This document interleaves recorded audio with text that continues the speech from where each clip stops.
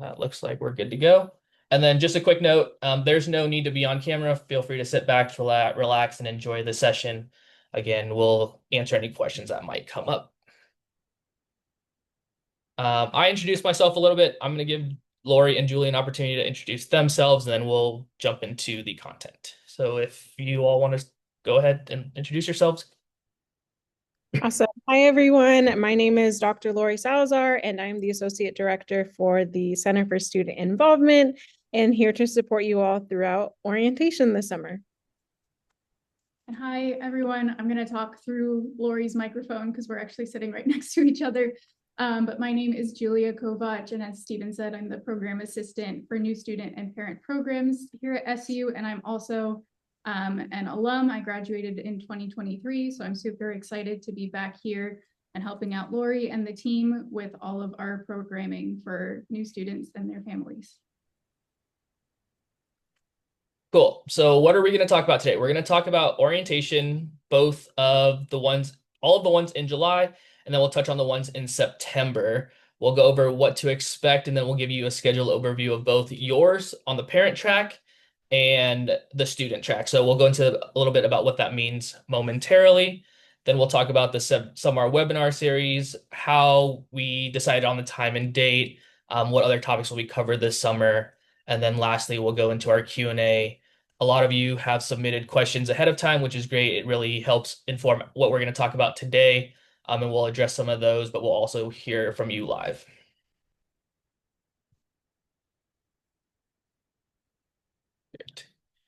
So orientation is a required session for students as part of the onboarding process.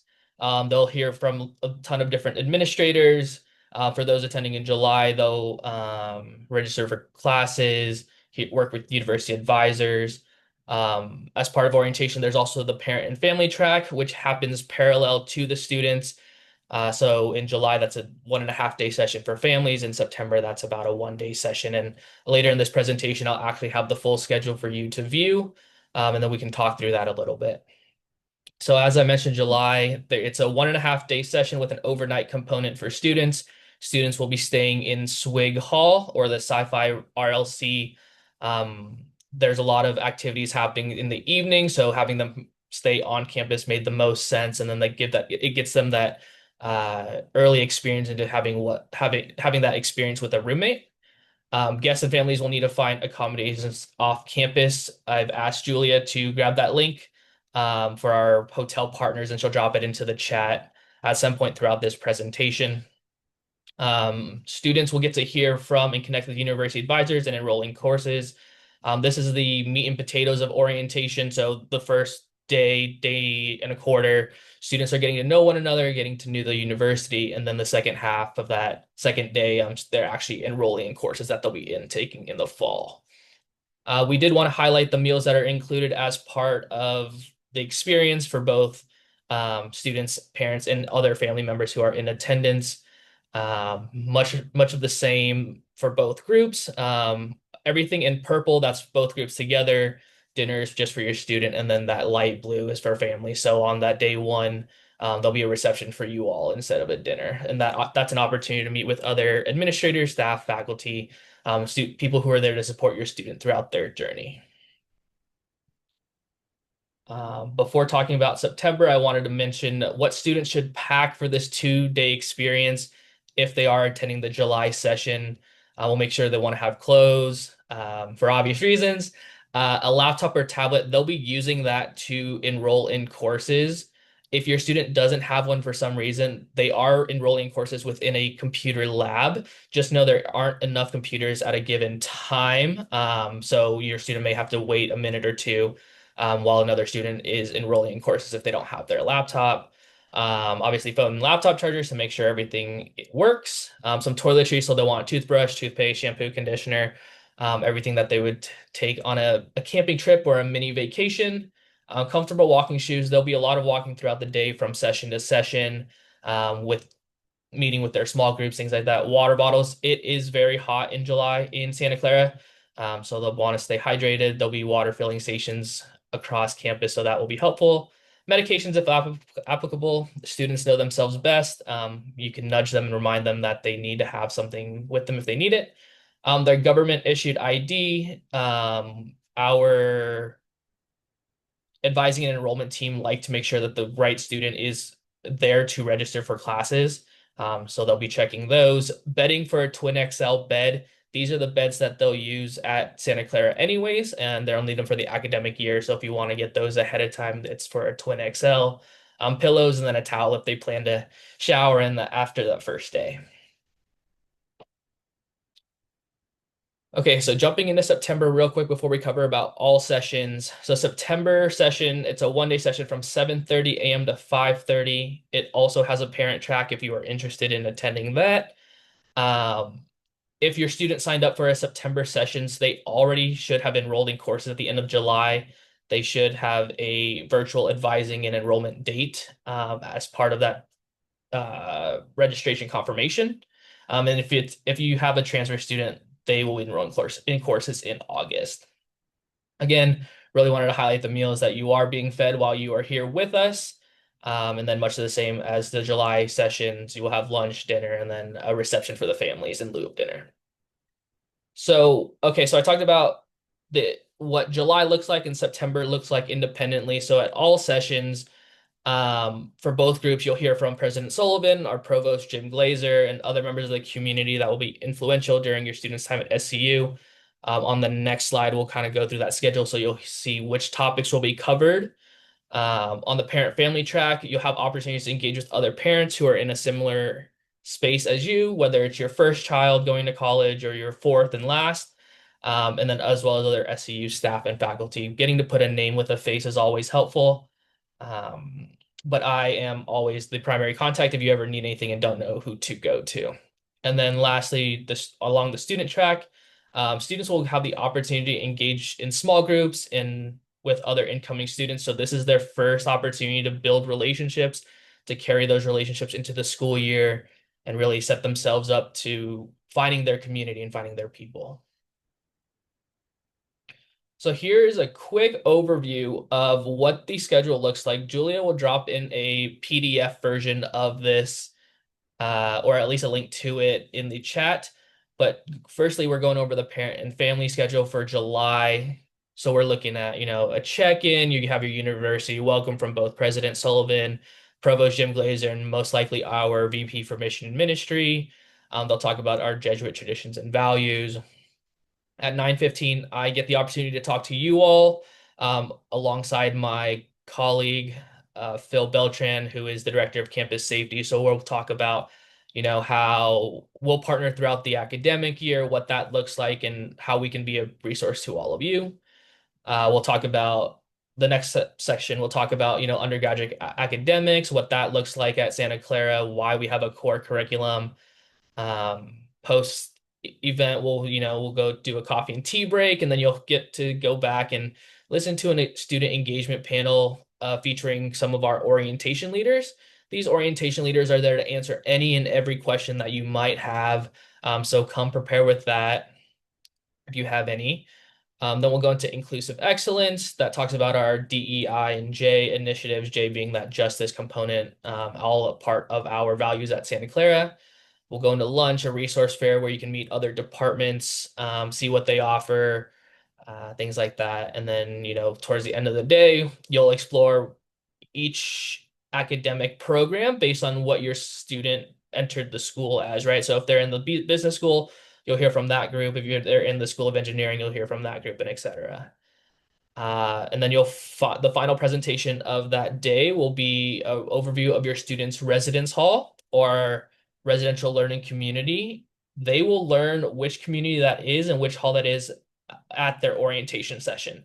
It's actually going to be labeled on their name tag. So you'll know that ahead of time. And that's for the July session. For September, they'll learn about the August timeframe. Second to third week of August is when they'll learn which residence hall they're in. And then wrapping up the day on day one is that parent and family reception. All of the content will be covered by that point. That's just an opportunity, again, to meet one another, meet faculty and staff, enjoy a beverage or two and some hors d'oeuvres. So that really wraps up day one. Again, if you have any questions, please throw them in the chat and we'll kind of address those as they come in, or we'll address them at the end. But then looking at day two, really another half day of content. You'll see these rotations in the schedule that really are opportunities to hear from some of our campus partners, the campus partners that we have identified that most parents and families ask about within the first year. So you get to hear from them. There's 4 different rotations. So you should be able to hear from each group at some point throughout that day.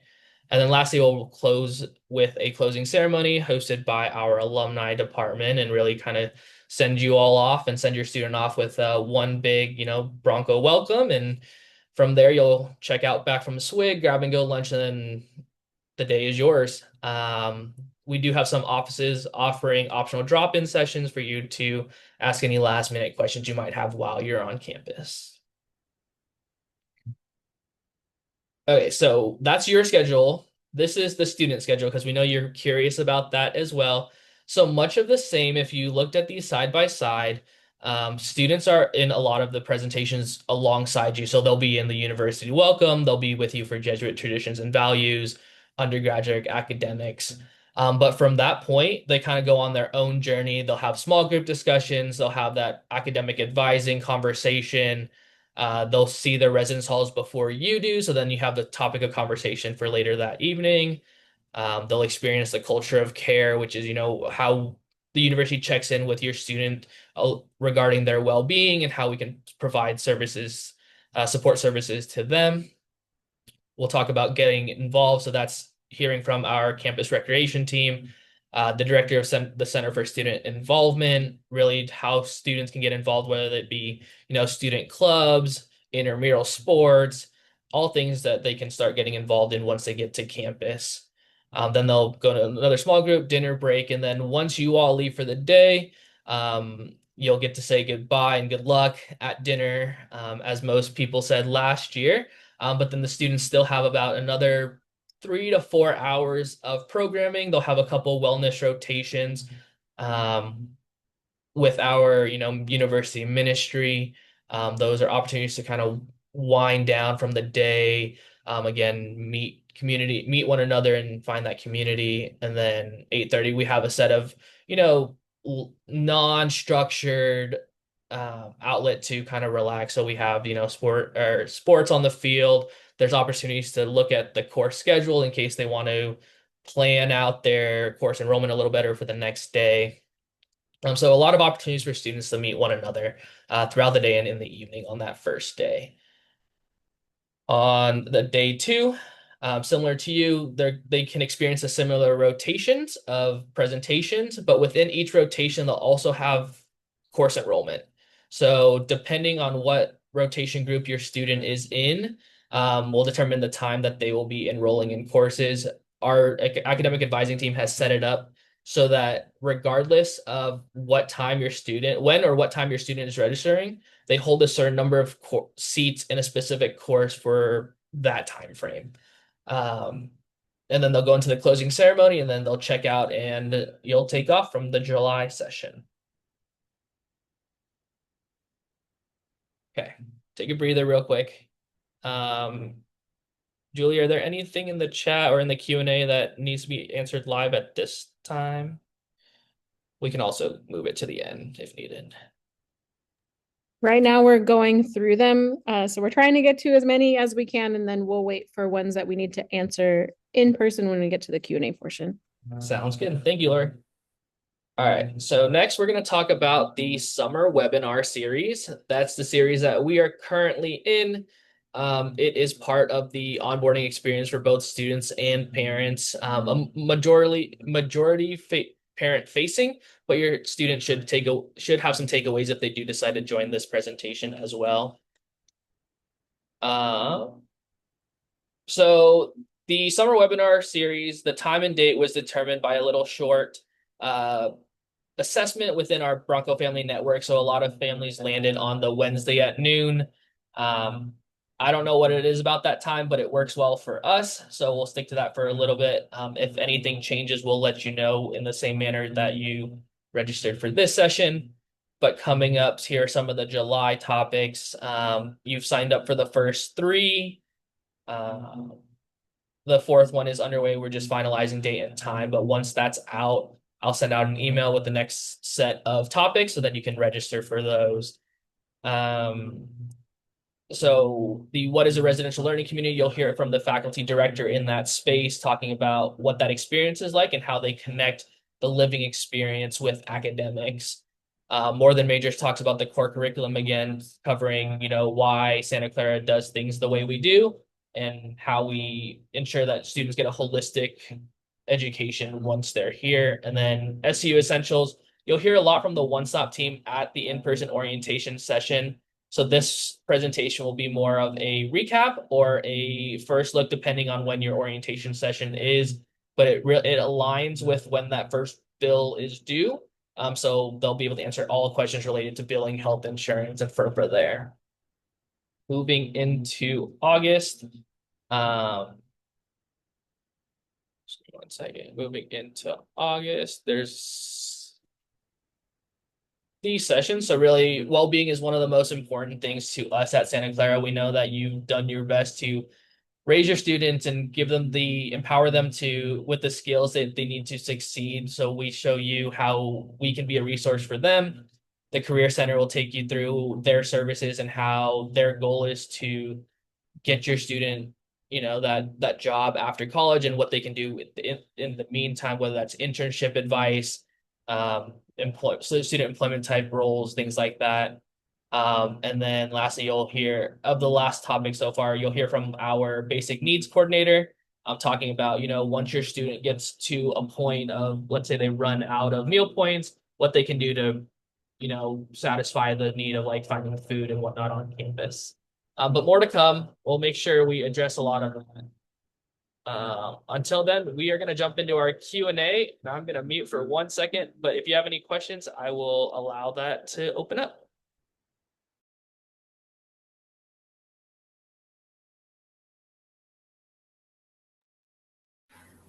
Should we just jump off mic? Yep, that worked perfectly.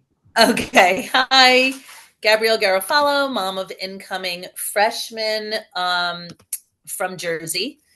So my daughter was under the impression she's coming to the September orientation, and she got an email that said that she'd be choosing her courses during that orientation, but I can now see that they should have already enrolled in courses at the end of July.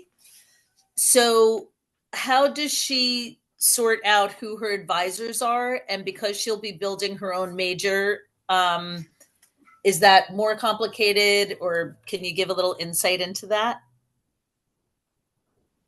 Hi, I will answer that one. I know Lori's where I'm talking through her mic. So if a first year student is attending one of the September orientation sessions, in the confirmation email for their orientation session, it should also include the date of their virtual advising and enrollment appointment in late July, and they'll get an email from the Drummond Academic Advising Center in the coming weeks with the specific time of that appointment in late July and the Zoom information to join that. And during that session, that's when they'll receive the presentation from academic advisors about the core curriculum, different major requirements within the different schools and colleges, and they can ask questions to start figuring out which classes they want to enroll in, and then they'll also enroll in classes at that time. I would say for a student who is building their own unique major at SCU, for the most part, the classes that they enroll in the fall quarter are all going to be pretty similar because first year students want to focus on fulfilling core requirements. So the advisor can give a little bit of direction at that point, but I would recommend that your student make an appointment with the Drummond Center once they arrive on campus in the fall to start building out that process a little bit more. Yeah, go ahead, sorry. Oh, no, that's okay. I could tell I was like going to ask a question before you finish. So thank you. That's super helpful. Is there any recommendations for setting up that appointment with the Drummond Center for, we're going to be in town for several days before orientation, and then she's obviously moves in that weekend. So is there a chance for her to sort of get ahead of it earlier in the week before the formal orientation? I think it's on that Thursday. I don't believe they would be able to offer appointments to first year students before they begin in fall quarter. So Okay. we'll have that initial meeting kind of in small groups with the advisors during the virtual advising and enrollment in July, and can kind of get started on fulfilling core requirements and that kind of thing. And then they can make that appointment once the fall quarter begins. And I'm sure the advisors during that initial advising and enrollment session, we'll tell all the students how they can make an appointment, but it's very simple to do, just going on the Drummond Center's website, and they have an online schedule. Okay, sorry, could you just repeat that? Which of the websites? It's the Drummond Center. I can type it in here in the chat. I was also going to send at some point, this is a sub page on the Drummond Center's website, but it's very useful. It contains check sheets for all of the majors and minors. So that's a good place if students are thinking about course registration before their appointment time. It includes all of the requirements for every major and minor, so they can start thinking about what they might want to do this year. Super helpful, Julie. Thank you so much. Any question for you? Okay, awesome. Thank you so much, everybody.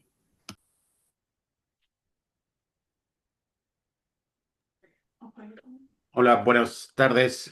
Hi, everyone. My name is Guillermo. I'm a father of a future engineer. And I have a question. She will be going in September for the orientation. I know that you are working on the scheduling, but parents were invited to the orientation in September because we didn't plan it to go because we didn't know that we could go.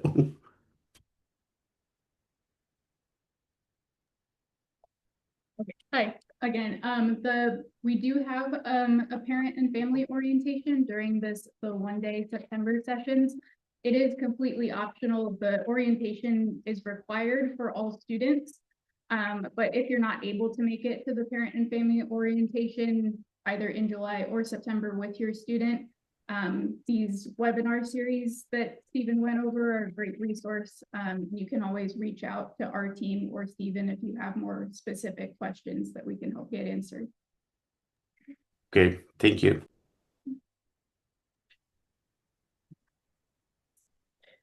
Hi, I have a question on the September as well. I heard that the move-in date is a little bit earlier for students going to the September orientation. Can you please speak a little bit about that so that we understand? Yeah, so I will see if I can find the webpage that has a little more detailed information about early arrival groups. So there are certain groups such as lead scholars, student athletes, other groups that will receive specific instructions from those groups that they're part of on when they'll be moving in. But aside from that, any students who are attending the September orientation sessions on either September 17th or 18th will move into their residence hall for the entire academic year the day before their orientation session. So if they're attending orientation on September 17th, they'll move in on the 16th. And if they're attending orientation on the 18th, they'll move in on the 17th. And they'll also get a more detailed email from the housing office a little bit closer to September with their specific move-in window. They divide people up into different time blocks so that not everybody is trying to move into the buildings. Thank you very much.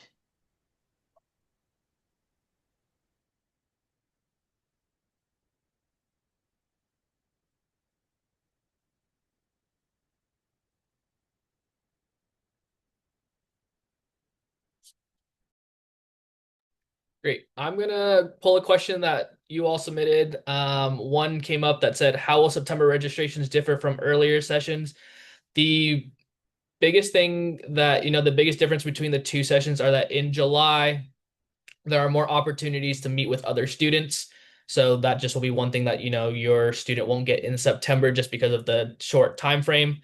In July, they'll get to work in person one on like 15 to 20. So they're little small groups with the advisors hearing about, what classes make the most sense, if it makes more sense to get core classes out early on, really depending on their major, and then that in-person course enrollment.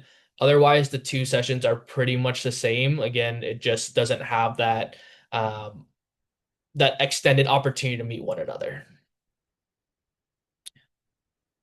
I will just add a little bit on there. The other primary reason that the September sessions are one day as opposed to 2 days in July is because they are completing their advising and course enrollment earlier in the summer virtually. So that is something that takes up a good amount of time in the July sessions. They do their advising on the first day and their course enrollment on the second day. So that's part of why the September session is shorter.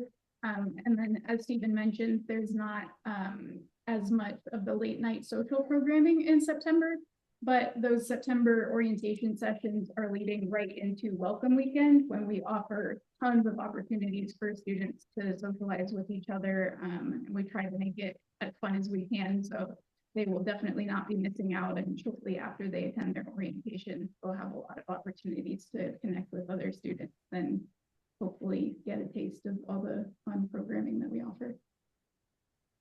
So I just wanted to confirm, if you are doing the September orientation, do you just move into the dorm that you're going to be in for the rest of the academic year? Yes, that's correct. Okay, thanks.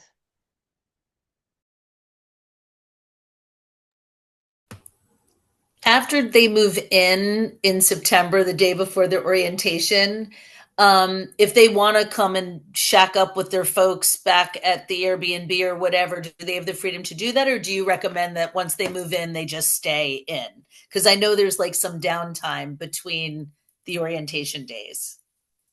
Yes, they have the freedom to do that as long as they come back on campus for a check-in the next morning for their orientation session. Okay, perfect. Thank you. Hi, can I ask a question? Can I add one thing to what Lori just said? And then I just wanted to clarify for the September, or not September, for September sessions, they're welcome to do that. But for the July sessions, they will be staying overnight in Swig Residence Hall. And during the July sessions, students will be required to stay in Swig overnight. They will not be able to leave campus in between the 2 days of their session. So, sorry about that, Elizabeth. Go ahead. Oh, no problem. I put something in the chat and saw a bit of a response, but I was hoping you could talk a little bit more about the registration process. I know you said there's lists of majors and minors and they're going to get advice the day before, but I think, they're going to be getting a lot of information that day and all that. So in advance, is there any way they can find out like how many courses they're supposed to take in a given quarter, what the strategies are with requirements versus, classes for their major, core curriculum versus major, how they find out what professors teach each class, things like that, so they can start doing that, like looking into that in advance of their orientation?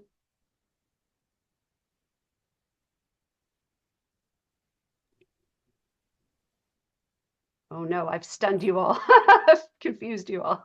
No, I know Catherine wants to answer. So Catherine's our orientation student assistant, and I would love for her to speak from her experience. She just graduated. So that should be fresh in her mind for you. So we'll hear from Catherine. Hi, sorry, I was trying to figure out how much I should. Yeah, okay. I'm speaking through Lori's laptop because I'm in the room with Lori and Julia. What I was gonna say is I could give you like personal tips. I don't think there's gonna be like anything official like during orientation before like what we've already mentioned. As a student, you are gonna be taking it's mostly 4-unit class. It's actually all 4-unit classes for undergraduates, which is all the incoming first years. And there is around 4 classes that they take for so it's around 16 units. And that is kind of the average. So I would recommend, like, I'm pretty sure all first years take 4 4-unit courses. And they already are pre-enrolled in some classes, which I'm not sure if you can see that already on their portal. I don't think so. Yeah, I don't think so. So they are going to be pre-enrolled in at least a CTW or a CNI. And that is going to be like a culture and ideas or critical thinking and writing, because all first years are required to do both. It just depends on which one they're already pre-enrolled in. So technically from there, there's around 3 classes that they would choose from.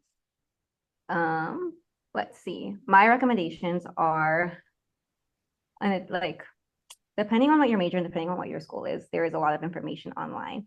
So I'd first go to, let me see. I'll do some research and I'll put some websites down that have helped me. For me, because I'm an accounting major, there is specifically a list for all accounting majors of all the classes we need to take, and mine's really specific. So from there, I was able to choose like, I guess like what intro to business classes are, because like for business students, we often take business 70. That's also something I was pre-enrolled in. So it really does depend by major, but I'll see if there's anything more specific in terms of the colleges, and we'll put that down in the chat. Let's see. Anything else that I could be missing? Pointers. I think that's really helpful, Catherine. Is there a way to know which professors teach which classes? So for the fall quarter, there isn't a way to find out right now. I think they're going to get through Workday. I don't think they have access to Workday yet. Like they do, but not to the course registration. Okay, so for this fall quarter, unfortunately, no. Yeah. However, pointer I do have is if you look at the Drawman website, which I'll put this link, I'll write a note. There's going to be tentative schedules that are posted for the quarter following. So I think around mid-fall quarter, if it's not already posted, there will be like a winter 2026 schedule. And from there, it shows what classes will be taught. And I believe it's the professors. If not, it's at least the classes of what will be taught, because not all classes are taught every single quarter. So that is a tip that I would give students is if you search up like Drawman tentative winter schedule, that will pop up. However, that's not available for this fall for the first session enrollment. I just want to clarify, by the time they enroll in classes, when they're actually registering for them in Workday, it should have the professor's name listed there, aside from the stray class here and there where the department is still deciding which professors they're assigning each section. Great, thank you. Can I ask a follow-up question in regards to the classes? So I realize that there's AP classes that potentially may be transferable into Santa Clara. What happens in the situation where they're pre-registered for a course and the AP criteria, because of their grading and stuff, already captures that? Will the schedule adjust? Are you guys accommodating to those types of changes? The Drawman Center should be able to make those adjustments when they're enrolling in classes. I don't believe that any of the courses that students are pre-enrolled in can be fulfilled by AP credit. So as Catherine mentioned, it's the critical thinking and writing and cultures and ideas classes, which are core requirements for first years. And those classes, I believe, cannot be fulfilled by AP or transfer credit for incoming first year students. So that shouldn't happen to my knowledge, but they can definitely let the advisor know while they're in their advising and enrollment session if they think they have been pre-enrolled in a class that they already have credit for, and the advisor can help them make any necessary changes. Great, thank you. Yeah, you're welcome. I would also just add, all students should come out of their advising and enrollment session with a complete fall quarter schedule, so they will be fully enrolled in all of their courses for the fall by the time they leave that session. If they determine at some point later in the summer that they need to make any changes, there is an open registration period that opens back up during the first week of fall quarter. So at that time, if they have figured out that they need to make any changes, or they changed their mind about a class and want to swap into a different one that still has space available, that's when they can do that. I have a question. Can I please have some of this information translated in Spanish, because it's going a little bit too fast for me to catch up with all this information, and I can see it's so important, but if there's any way that there's translation or anything in writing that it can be in Spanish. Thank you so much. Yes, we'll work on that. We'll kind of, after this webinar, we'll send out a recap, just kind of going over what we covered today. And then we'll have our team translate it and make sure there's one in Spanish as well. Also, I speak Spanish. You hablo español. So if you ever want to write an email or anything of specific questions, you can do that in Spanish, and I can get to it because I do speak Spanish. So that can also be a way for us to communicate, and you don't like feel like you need to translate in English and translate in Spanish if that's easier. Oh, that would be wonderful because I'm a little bit confused about the 17. My son is registered for the 17 and 18. It's 17 and 18, right? Or something like that. But I only register my husband. Do we need to register the both of us to be there? Yes. Or it's too late? No, it's not too late. If you could just write that in the chat in Spanish or send us an email, and then we could work with you on the side to make sure we fix that. Yeah, that'll work. Okay, thank you so much.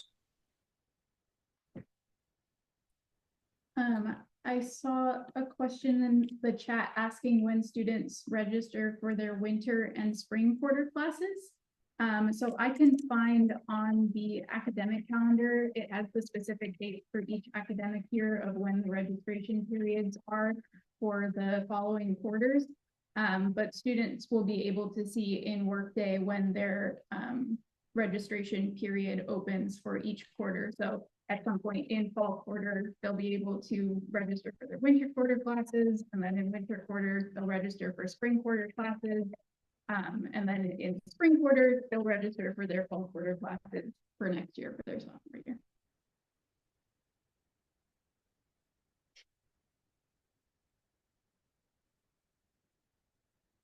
I'll find the link to that in a second, but I saw a question asking if some students attend orientation without a parent. Definitely plenty of students come without parents.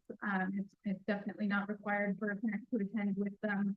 And again, if you're not able to make it out for the parent orientation with your student, just recommend joining in on the rest of these webinar series. We're just reaching out with any questions that you have. Chat is moving. Hey, Julia, I know we had extensive conversation on the CRE and the calculus readiness exam. Could you talk to that a little bit? We had a question come in on the Q&A portion of just, there's a little bit confusion coming from two different areas. So if you could talk a little bit about it, and I will support you where I can. Can do my best. Whatever the specific confusion was, but essentially the calculus readiness exam, or CRE, is an exam that the mathematics department uses. It's through Alex. If any of you have ever heard of that software that a lot of math departments use, and they use that to determine the correct placement for students to take their first calculus course if it is required for their major. So I can find another link to the website from the math department that tells which majors do require calculus, and if so, which calculus courses or which levels of calculus. And then. And I'm going to call on Michelle while you think about that thought, because it was her question. So. Yeah, I think the confusion, Julia, was, so my son took the AP exam, recently. Those results haven't come out yet. The math department had sent him a message saying that he should take that exam, the placement exam. But I forget who else, there was another department that said, no, wait until you see your AP results. And then if you have to, you can do it then. But then the website said something different. So there were 3 different areas saying conflicting things. And so our concern, I think he finally got an email back from the math department to say, like, hold off for now. My concern is, because of all the conflicting information, is that when I think he did fine on his calculus exam and he'll be able to go on to the next one. But if for whatever reason it isn't the case, is it going to be too late for him to take the placement exam, say in early August? Because I don't think AP exams come out until the next couple weeks, which is past the deadline that you guys had set. Yeah, so that the guidance that we have been given generally is if a student is like very confident that they're getting a 4 or 5 on that exam that they just took, that will get them credit for the whichever calculus course it gets them credit for, which we have on their website. It is just the case that if they end up getting the score back and they didn't receive a score that earns them credit for a calculus course, they would then still need to take the CRE before they can enroll in a calculus course. So depending on how late that happens and how many spots in the calculus courses have already been filled, it may influence whether they're able to take it fall quarter, or if they might need to wait until winter quarter. And so is that something that then during the advising, because he's gonna attend one of the first orientations. So is that something he should bring up to the advisor and make that advisor aware? Yeah, I would definitely just have him ask the advisor during what their recommendation would be. Okay, thank you. And on the AP IB front, since my daughter doesn't know what major she's going to be creating yet, how, if they get their 4s and 5s, and for those asking with students who took AB and IB courses, the official date release of those results is July 7th, and it sounds like that's true for California and New Jersey. So I think that that's uniform across that, to answer that question. But how do then, if they get the credit, does that credit get transferred? Do they just get their transcript over the results over to their admissions advisor? Yeah. How does that work? I will send, this link is to the undergraduate bulletin, and the specific chapter that I linked to includes which courses at SCU students can get credit for with either their AP or IB scores. And so they will just need to make sure that they send the scores to the office of the registrar at Santa Clara. And I think we have web pages for everything. So I think we have a web page with instructions on sending scores to SCU. And the office of the registrar is the office that will process all of those scores and apply the appropriate transfer credit to their academic record. So that is something that I would also recommend students keep in mind if they're attending the July orientation sessions, is that because these AP and IB scores come out pretty close to the orientation sessions, the registrar's office might not quite get to applying that transfer credit to every student's academic record before they have their advising and enrollment. So if a student knows that they have AP credit for a certain class, they can let their the advisor know during that session, just that it hasn't made it into their academic record yet, but that it will, and the advisor can give them advice based on that, on which classes to enroll.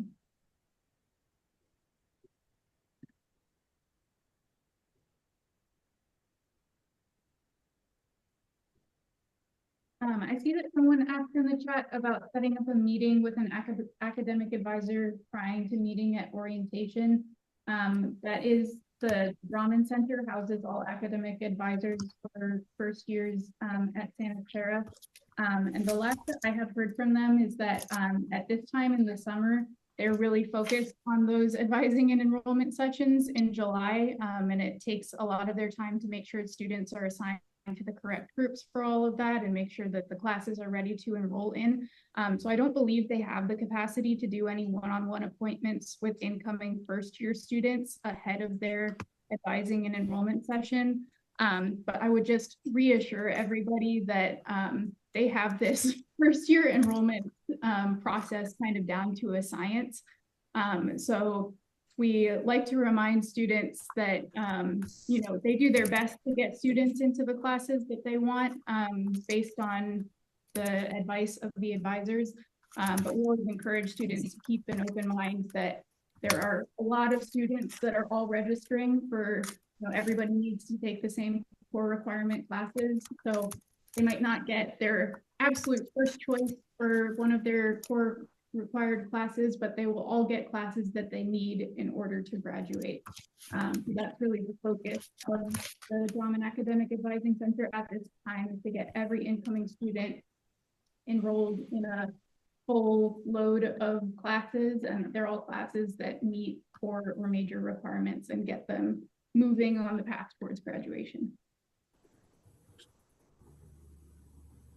Go ahead. Hi, I have a question. So for the July different sessions, can we know which ones? Because we would love to change the date. So is there a possibility to know which dates are the orientations given? If you can have your student, if you'd like to make any changes at this point, I would ask that you have your student email us at orientation@scu.edu, because the remaining space available in each session varies based on which school or college they're enrolled in. So there are some sessions that we have room for engineering students, but not the others, or vice versa. So I would just ask to have your student email us so I can look up their record in our registration system and give them accurate information based on which sessions are available. Perfect. Thank you so much. There were also a lot of questions about what is a full schedule for a student. Typically, the minimum is 12 units to be considered a full-time student, but not all students will take only 12 units depending on their academic plan. And they'll also go through that in more detail on day one. They'll have a few hours of advising to know and advice for course registration. And depending if they pick up an additional major or a minor, they will be enrolled in more than 12 units each quarter, depending on what their plan is. I know Catherine can touch more about it, but for classes is typically 12 units, which would be a full-time student for schedule for your student. And then just for a little bit more context, it depends by major. For example, for accounting major, but students need to complete a minimum of 175 quarter units to graduate, and they have 12 quarters throughout the 4 years, so that averages to around 14 units. But like Lori said, it really does depend on their majors, their minors, but that is around the average. So most students do take around 4 classes, especially their first year.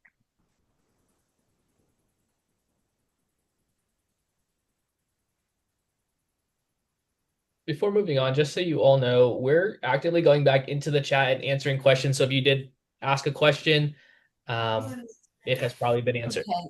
Okay. Love you.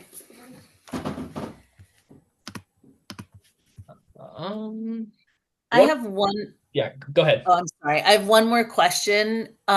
So my daughter was registered for orientation on the 16th. We just learned in this call that moving. Someone else is unmuted. I got it. We're good. All right, thank you. We just learned that now she has to move in the day before, but we don't arrive until 6 p.m. from the East Coast the day before. So we physically will not have time to move her in. Like, we were coming out early to do the shopping, and, instead of trying to ship everything ahead of time. Is there a way to move her to the second orientation day? Or how does that work if we physically aren't going to be there to move her in? So I think we reframe it. It's like, that's the first chance that they can move in.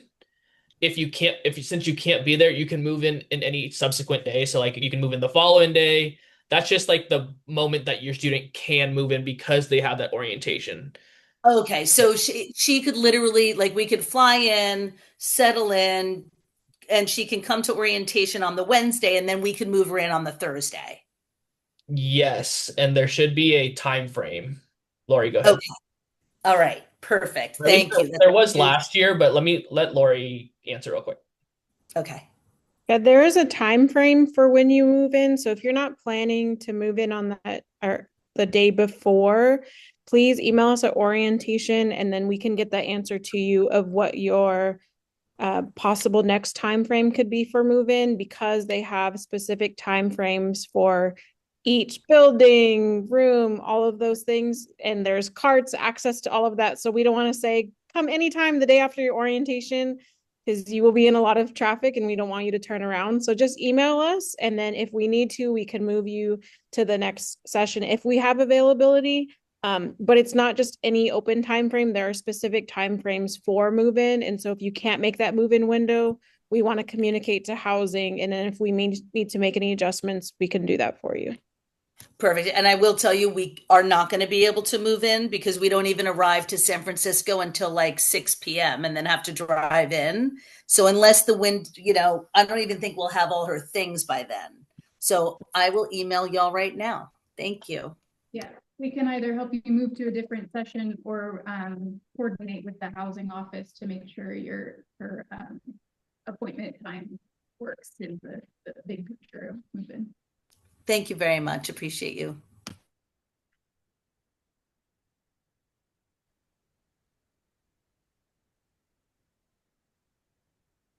I was going to add that I've seen several questions about which computer operating system is the best, specifically for the School of Engineering. Based on our conversations with the IT department, it really depends on what system your student is more comfortable with. The learning curve to switch from one OS to the other is pretty steep, so it's better to get, one that they're comfortable with. And most softwares these days do allowed to be downloaded on both operating systems. So I just want to make sure I address that. If you asked us that would be our answer. It really comes down to, I'm personally a Mac user, and if I switch to PC, it'd be a struggle. So again, whatever your student is most comfortable with.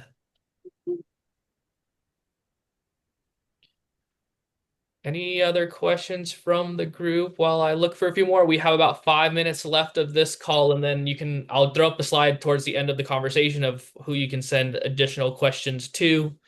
But just, want to give you some more time to ask any questions you might have. I have a question about the computer. Did I read somewhere earlier that there was a choice between the iPad and a laptop, or are you saying we should get a laptop? So that piece was mentioned in what they should bring to orientation, just to enrolling courses. Catherine, did you want to add anything? So in terms of like actually how classes are, again, it does depend on my major. However, a lot of students do just have a computer in class. There are going to be some professors that don't allow computers because it's more discussion based. There are also a lot of students now are having iPads because it's easier to take notes.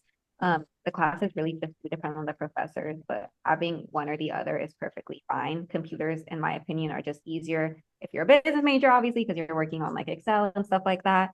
But either one works for like in class, unless your professor says no electronics. Okay, thanks. I would say for me as a student, I majored in history, and I found an iPad really helpful for annotating because we had a lot of readings in history. So I used an iPad for annotating readings and note taking. But I found a laptop really helpful for typing up papers, although we do have, there's lots of computers available in the library on campus. And I know one of our orientation leaders is a theater and psychology major, I believe, and she uses just an iPad that she has a keyboard attached to. So it does depend a little bit on major and what your usage of it will be. But it really is kind of up to what a student is most comfortable using. And definitely if they already have a device, don't feel like they need to go out and get another one or a new one. Okay, thanks. I know our team has to go a little bit early because we're hosting in-person training for our orientation leaders. So a few of us will exit out before Stephen closes the webinar. I will actually do that, Shirley. I will just add one last thing that I think a great question just came in. Is there a deadline for course enrollment? So once if your student is in the July session, they will register for courses on day 2. Once they leave campus, their portal will lock and they won't be able to edit that schedule until the school year starts. Similarly, for those enrolling in at the end of July as part of the virtual course enrollment, once that session ends, it will lock until that first week of open enrollment. You had a great bus ride home. Awesome. Yes. Smile. With that, let me just put this up here.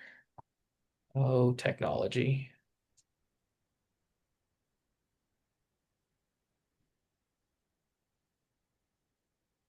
So sorry. If anyone has questions. It's this one. If you all have questions, please send them to these respective areas. For all general orientation questions, the orientation box is monitored by our full team. So we should be able to help answer any questions related to orientation. From here on out and throughout the academic year, if you have any questions about SCU, whether that's, about your specific situation or anything that's happening on campus, please feel free to reach out to my team at parents@scu.edu. That is my phone number. You'll see a slide like this at every presentation you hear from me in July and September. But that is it for now. Again, if you have any questions, please reach out to us. Thank you for your time today. We enjoyed talking with all of you, and have a great rest of your day.